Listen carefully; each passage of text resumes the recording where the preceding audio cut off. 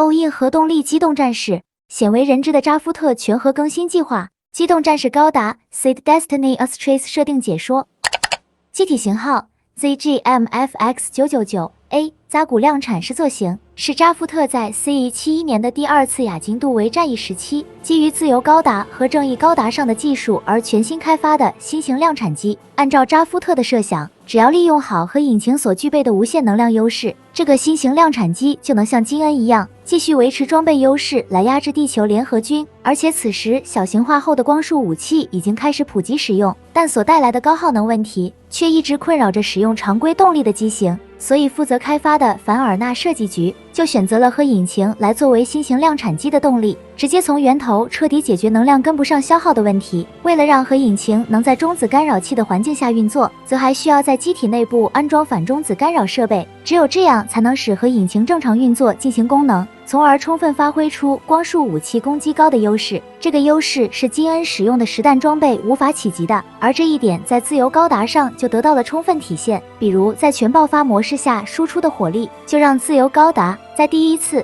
Plant 与地球联合的战争当中大放异彩。于是使用上了核引擎的扎古量产试作型，自然要在性能上实现跟自由高达一样的突破。这其中最显著的提升就是防护上的性能。扎夫特将整个机体的装甲改用了相位转移装甲，也就是 PS 装甲。该型装甲在启动后就可直接抵消实弹武器的攻击，虽然耗能巨大，但防御效果却令人感到惊艳。在扎夫特抢夺高达的多场战斗当中， PS 装甲就展示出了前所未有的防御性能，并从此加速改变了战场的战斗形势。尽管现阶段要实现量产的成本很高，但扎夫特还是做出了投入，决定在这一型量产机上使用 PS 装甲。如此大手笔的举动可谓是相当的有魄力，而在武装上也发生了比较大的变化。这其中最显眼的是在后背安装了一对大口径电磁炮，该炮基于自由高达的电磁炮开发而来，其特点同样也具有炮口初速高、威力大的优点，基本上一发就能对机动战士造成巨大破坏。而有所不同的地方是没有做成可折叠结构，所以没有像自由高达那样挂在两腰的位置，而是跟强袭嫣红高达一样，攻击时会从后背向前伸出即可，这样就省去了折叠的过程，从而加快了攻击速度。而且不使用折叠结构对武器的可靠性也很有利。另外在后背的挂架上还有2把近战武器，这个武器名为 DFX25 型高周波刃斧，虽然不是光束武器，但会产生高频的震动来提升破坏力，完全足够用来对付地球联合军大量装备的强袭短剑。跟金恩的重斩剑和盖茨的光束爪一样，这把高周波刃斧属于是新一代量产机的特色近战武装，而剩下来的装备便是右手的抗光束盾牌。该盾牌的基本功能跟其他抗光束盾牌一样，都对光束武器的攻击有一定的防御能力，但在盾牌上增加了尖刺结构，这样就可以使用冲撞来对敌进行攻击。至于右手使用的装备，到现在为止一直没有明确，其主要的原因在第一次 Plant 与地球联合的战争结束以后， Plant 就与地球联合完成了停战谈判，然后依照谈判结果签订了尤尼乌斯条约。由于条约里已经明确禁止使用反中子干扰设备，因此这个扎古量产试作型就处在禁止的范围之内。而这个时间点恰好处于凡尔纳设计局被合并成统合设计局后，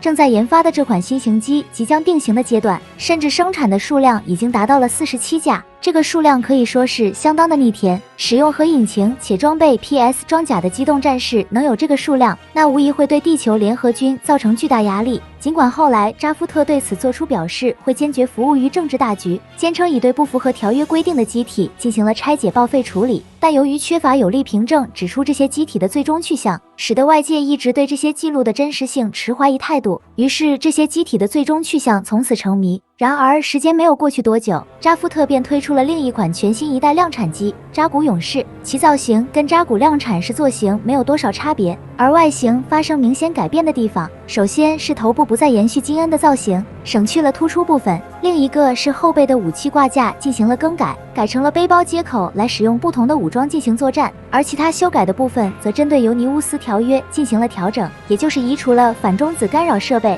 并将核引擎换成了常规动力，连同 PS 装甲也进行了更换。虽然防御性能因此下降了一大截，但是经过调整改进的扎古勇士，其整体性能还是实现了突破，单论性能就已经超过初代 G 系列高达。然后从扎古勇士使用的各种手持武器来看，可以由此确定扎古量产试作型的手持武器应该就跟扎古勇士使用的一样，所以使用上核引擎和 PS 装甲的扎古勇士，差不多就是扎古量产式座型的完全体。尽管没能按照原有的设计完成全部开发，但扎古量产式座型却存在有实战的记录。而这场战斗发生在南美合众国独立战争期间，也就是第2次亚金杜维战役没结束多久。Plant 和地球联合还没有完成谈判签订尤尼乌斯条约，所以这个时候的扎古量产式座型还处于正常开发的状态。当时安排了测试驾驶员考特尼西罗尼姆斯前往南美地区进行地面测试工作。尽管测试地点处于中立地带的丛林地区，但有一天还是遭遇到了准备进攻南美合众国的地球联合军，于是考特尼就与这股部队发生了战斗。尽管对方是短剑 L 组成的部队，但数量众多且只对付考特尼自己一人。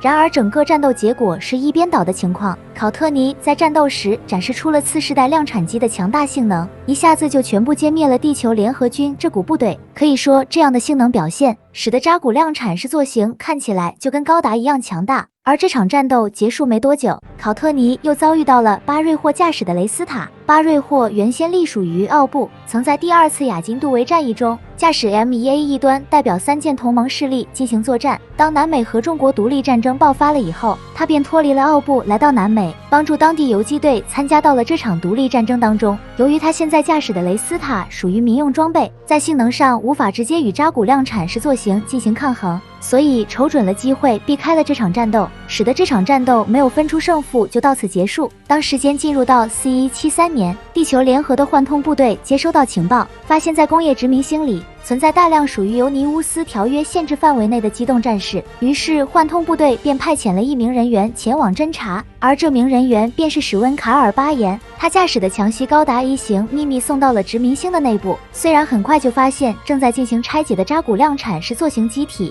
但史温的行踪也被考特尼发现。紧接着考特尼便与史温展开了战斗，这场战斗进行得十分的激烈，两人的实力几乎不相上下，使战斗陷入了僵持。然后就发生了神奇的一幕，考特尼驾驶的机体能量耗尽，停止了运作，其原因就是他驾驶的这架扎古量产式座型已经完成了反中子干扰器的拆解，改用了常规动力。而作为对手的史温见到这个状况，便做出判断，这里没有存在违反条约的机动战士，然后认为任务目标已经达成，所以选择了撤退，从而结束了这场跟考特尼的战斗。然而真实的情况却是另一个模样，这些机体被拆解的真正目的其实是要从反中子干扰设备里提取稀有材料，而这些材料将会被用于制造中子晶跳器。正是这个中子晶跳器，在第2次Plant 与地球联合的战争爆发时，引爆了地球联合军发射的核弹，成功挽救了Plant 再一次被核打击的命运，连同地球联合军的核打击部队也遭到了摧毁，使得扎夫特取得了这一场保卫 Plant 的胜利。可以说，这个中子晶跳器是这场战争取胜的关键。如果当时史温潜入发现中子晶跳器秘密的话，地球联合军势必会派遣重兵前来争夺，让扎夫特很有可能就此失去对抗和打击的重要底牌。到那时，第2次Plant 与地球联合的战争进程将会发生重大改变。